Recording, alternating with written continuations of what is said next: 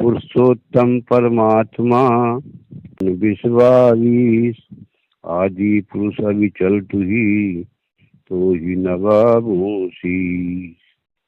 यह तन विष की बेलरी गुरु अमृत की खान। शीश दिए सतगुरु मिले तो भी सस्ता जान। सभी प्रभु भक्तों का कृष्ण कबीरा चैनल पर स्वागत है। आइए जानते हैं शरणागति के बारे में। भक्त प्रभु के चरणों में तन मन धन वचन से समर्पित हो जाता है, तब प्रभु जीव को अपनी शरण में लेकर उसका उद्धार कर देते हैं। सिवा शरणागति के जीव के पास दूसरा कोई उपाय नहीं जिससे वो भवसागर से पार हो सके। इसी कारण कबीर साहब सदा से यही कहते चले आ रहे हैं कि बिना शरण हुए कोई भी जीव काल से नहीं बच सकता। काल ने सबकी बुद्धि पर ताला लगा दिया है, जिससे सत्पुरुष की सच्ची सूरत नहीं लगा सकते। कवि ने बताया है, नीम कीट जैसे नीम ही प्यारा, विष को अमृत कहे गमारा। तो विष का कीड़ा विष में ही राजी रहता है, उसका वही जीवन है, वो बिना विष के जिंदा नहीं रह सकता। यही हिसाब जीवों का है। साखी में कह रहे हैं, काल को जीव माने नहीं, कोटिन कहूँ बुझाए। मैं खींचूं सतलोक को, बांधा यमपुर जाए। कबीर साहब कहते हैं कि ए मनुष्यों, तुम मेरी शरण में आओ, और कहीं विश्राम नहीं है। लेकिन काल का जीव नहीं मानता, इसलिए संसार में बंधन में पड़ा हुआ दुख उठा रहा है। कबीर शरण में आए के, कहा मुक्ति को रोए। प्रेम पिछोरे ओढ़ के, सुख मंदिर में सोए। जो जीव कबीर साहब की शरण में आ जाता है तो उसे मुक्ति की चिंता नहीं रहती है और सुख पूर्वक निर्भय हो जाता है। ब्रह्मानंद संत हैं, उन्होंने ही अपनी वाणी में लिखा है, क्या कह रहे हैं, तेरी शरण में आए के फिर आस किसकी कीजिए।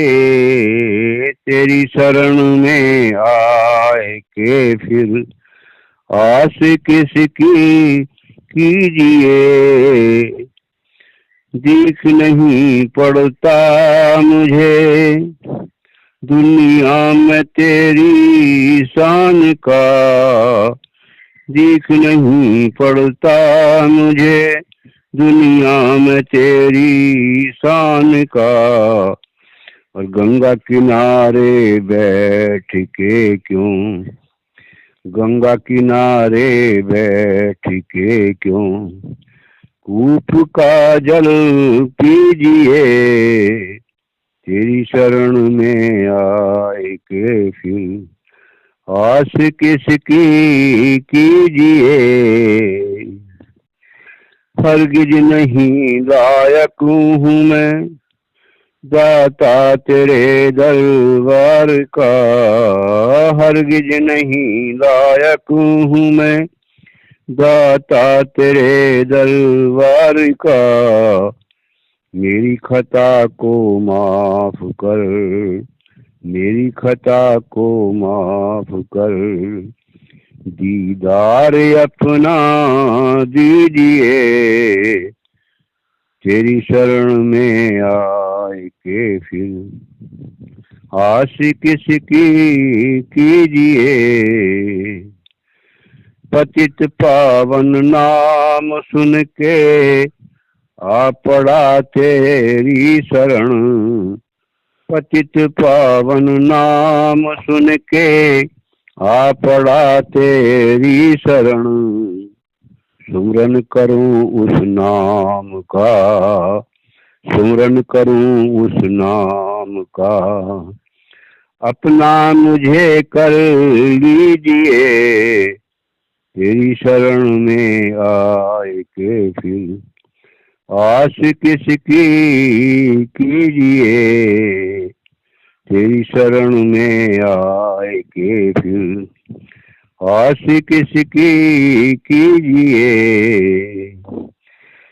मिलता है ब्रह्मानंद जिसके नाम लेने से सही, मिलता है ब्रह्मानंद जिसके नाम लेने से सही। और ऐसे प्रभु को छोड़ कर फिर, ऐसे प्रभु को छोड़ कर फिर कौन से हित कीजिए, तेरी शरण में आए के फिर आस किसकी कीजिए। शरणागत का यही धर्म है कि जो कोई इसकी शरण में हो उसके शरण के नियमों पर पूर्ण रीति से चले। शरण के नियमों में तो पूर्णतः प्रेम आवश्यक है। जैसे मछली पानी से इतना प्रेम करती है कि पानी से अलग होते ही मर जाती है, अपने प्यारे प्रभु के शरण को ऐसे ही दृढ़ता से पकड़ें कि छूटने न पावे। केवल शरण का ही भरोसा रखें और दूसरी ओर तनिक भी ध्यान न दें। यदि कोई दूसरे की आशा करे तो शरणागति छूट जाएगी। किसी देवी देवता की और ध्यान ही न दे। जब से जीव सदगुरु की शरण में आवे तब से कदापि दूसरी ओर ना झुके। केवल सदगुरु की ही शरण द्वारा जीव की मुक्ति होती है। धर्मदास जी ने कबीर साहब से पूछा कि हे सदगुरु, मैं किसका जप करूं और पार उतरूं।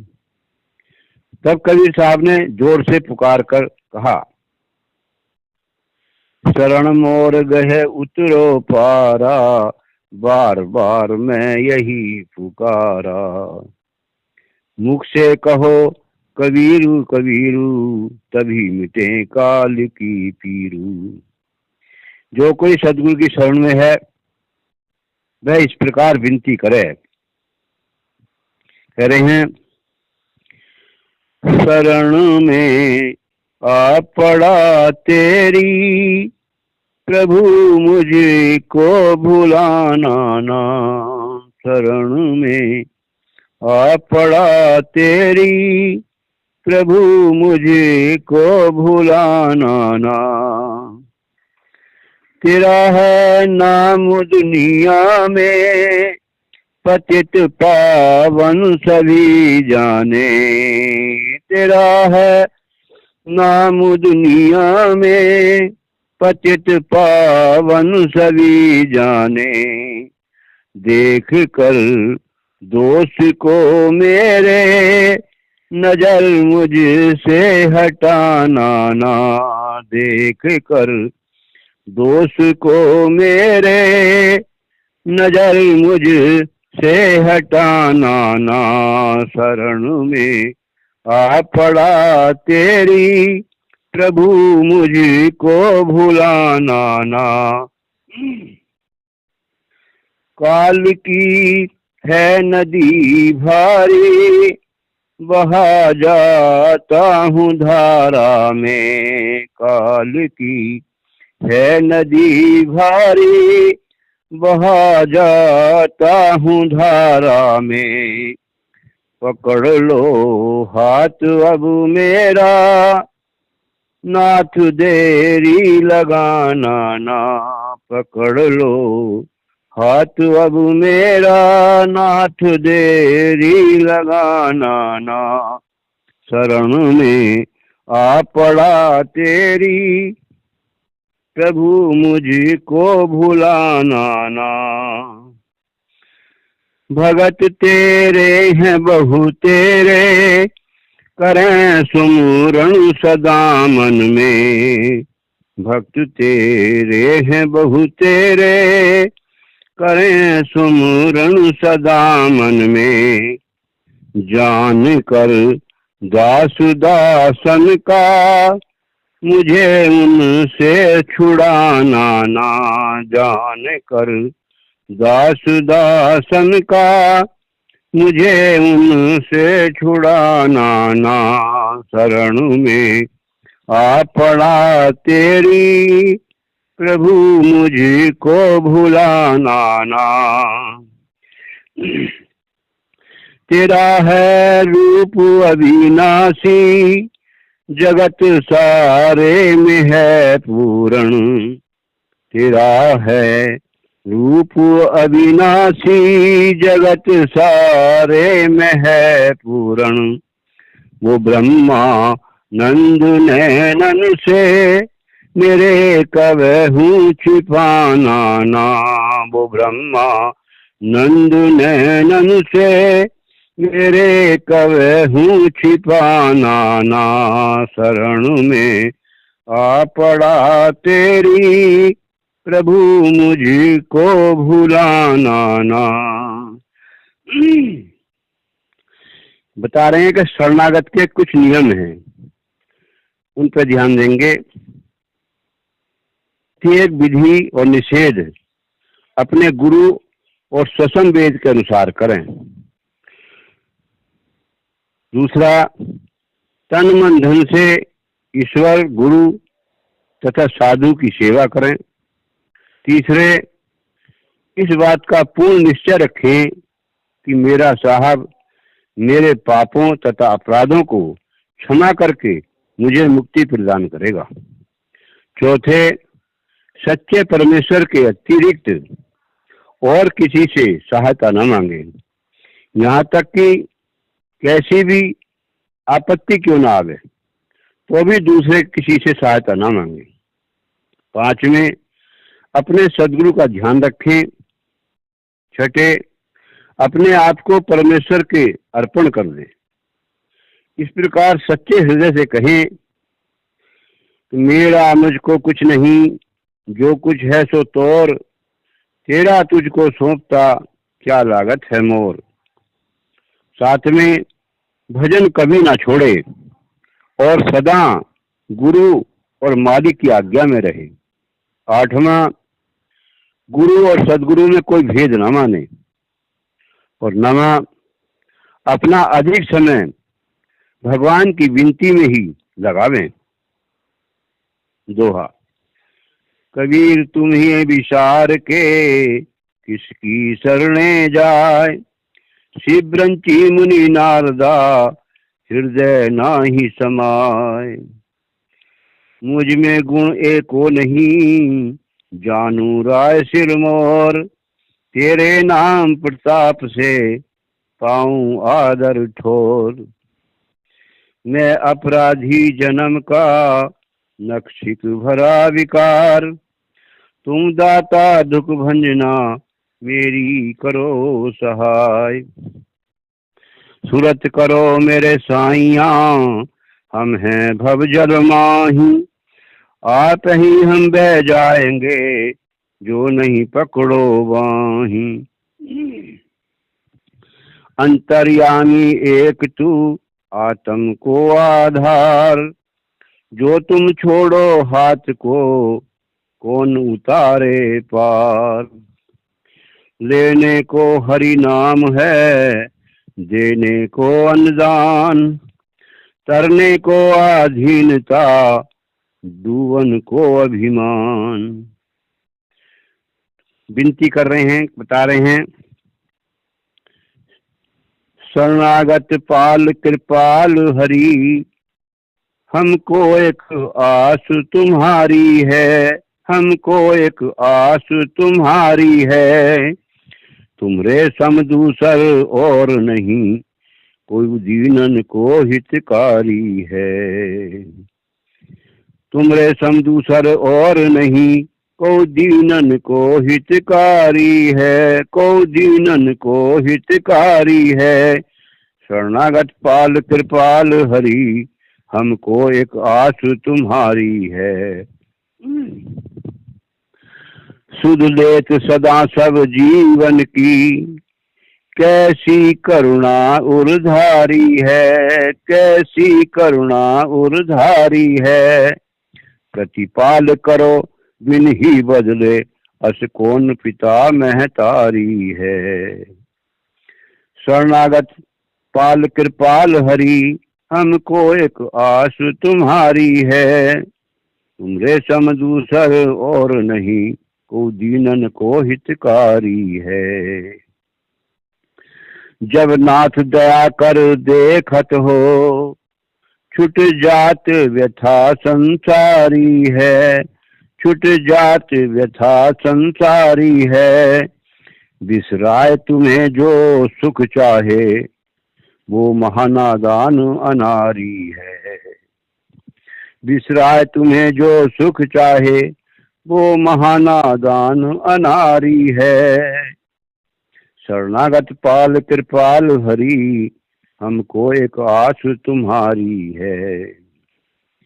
चाहना स्वर्ग की हमें नहीं, न हमको कीर्ति प्यारी है। चाहना स्वर्ग की हमें नहीं, न हमको कीर्ति प्यारी है। हम प्रेम भक्ति के हैं प्यासे, हम प्रेम भक्ति के हैं प्यासे।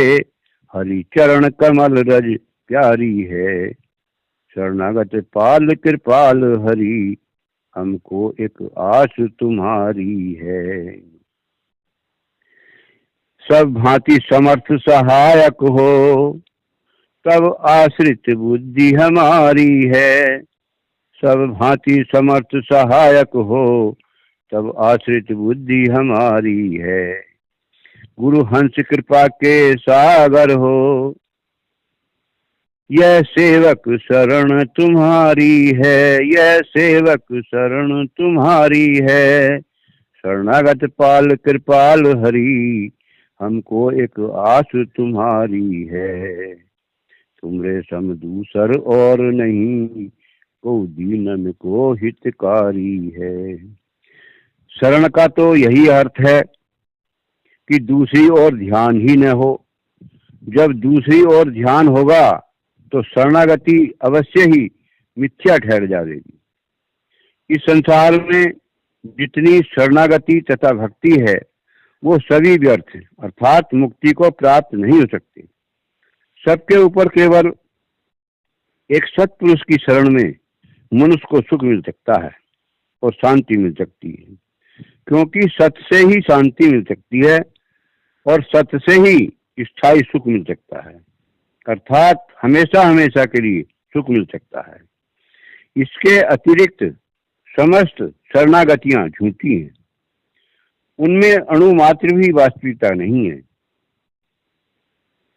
लगे सब लोग धोखे के धंधे, न सूझे आंख अंदर बाहर अंधे। कर्म और भरम के बीच बंधे, रिहाई होवे सद्गुरु शब्द संधे।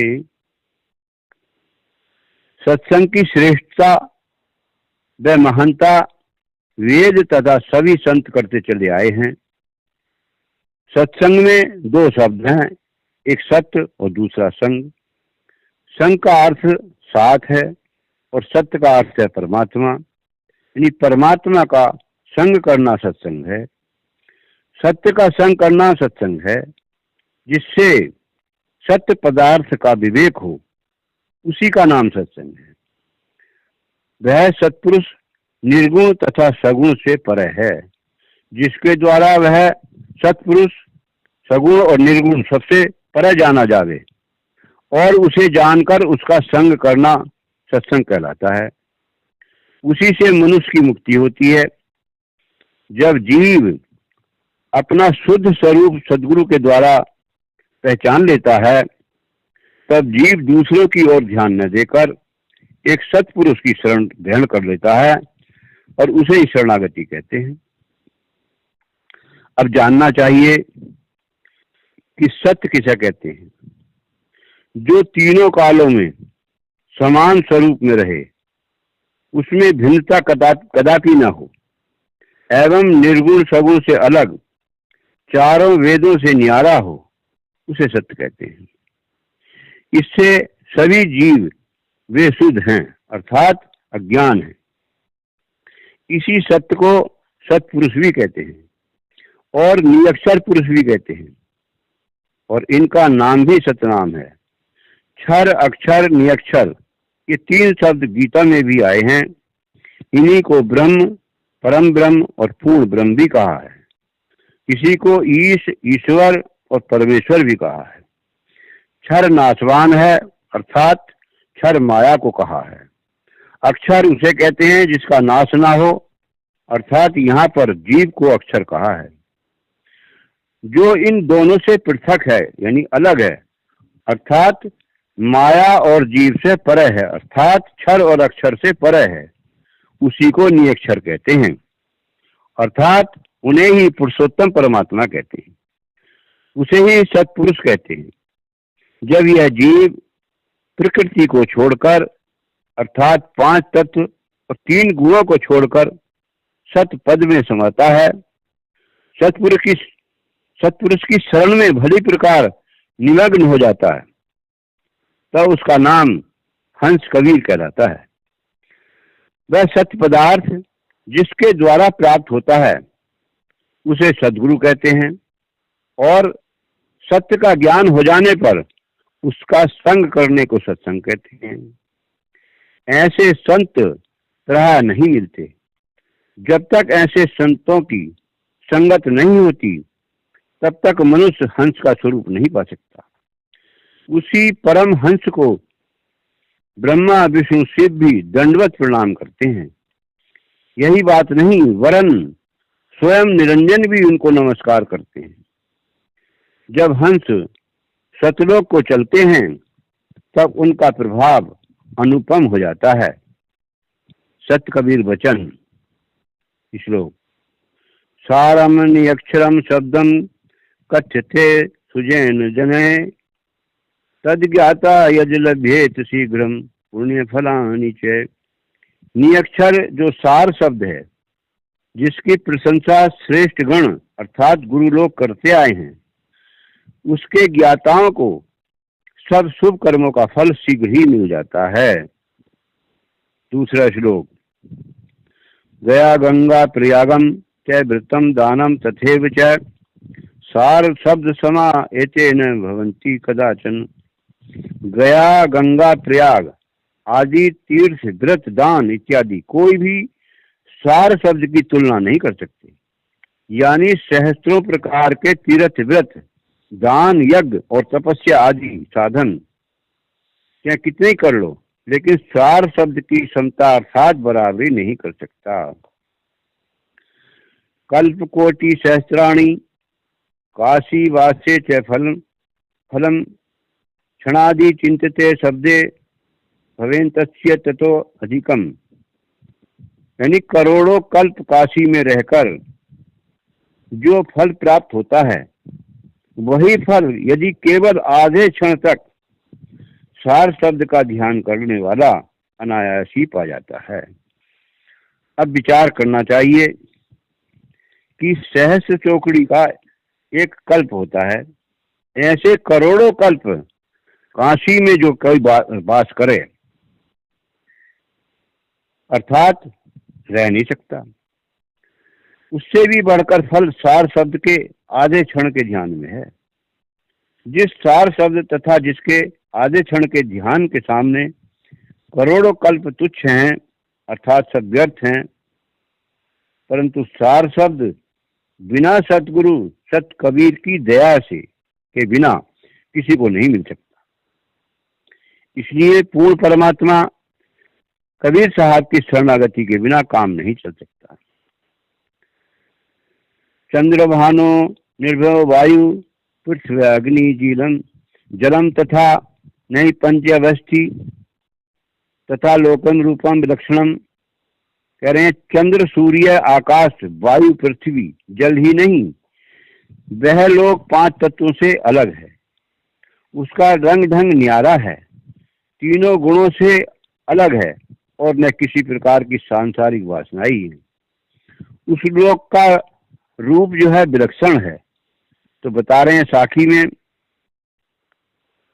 सूरत फंसी संसार में, ताते परिगा दूर।